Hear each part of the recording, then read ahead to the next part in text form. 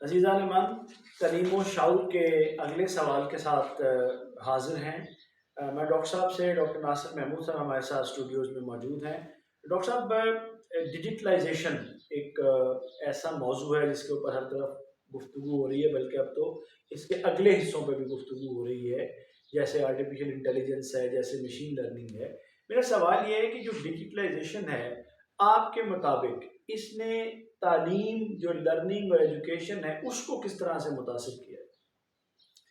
اس نے جی میرے حساب سے تو تعلیم کی پوری جو شکل ہے اس کو تبدیل کر دیا۔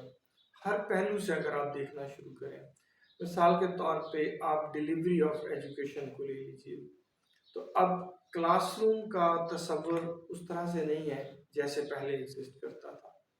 اب ایک فزیکل سپیس میں اکٹھے بیٹھنا کلاس روم نہیں ہے۔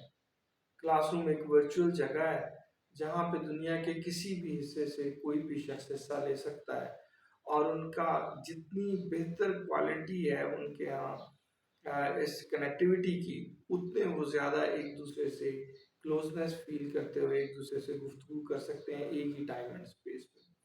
اگر آپ تعلیم کے ریسورسز کی بات کریں ڈیجیٹلائزیشن کے بعد، تو آپ دیکھیے کہ اب وہ تمام ریسورسز جو پہلے عموماً ایک شکل یعنی کتاب میں پائے جاتے تھے، اب وہ کتاب، ویڈیوز، گرافکس اور 3 ڈائمینشنل چیزیں جتنی بھی ہیں ان کی صورت میں، یعنی ان گیجٹس یا ان آرٹیفیکٹس کی صورت میں آپ کو تمام ایجوکیشنل ریسورسز مل جاتے ہیں، ارسپیکٹو کہ آپ کا تعلق کسی ریسورسفل طبقے سے ہے یا کسی مارجنلائز طبقے سے ہے، سب کی ایکسیس ان چیزوں تک بہتر حالت میں ہو گئی۔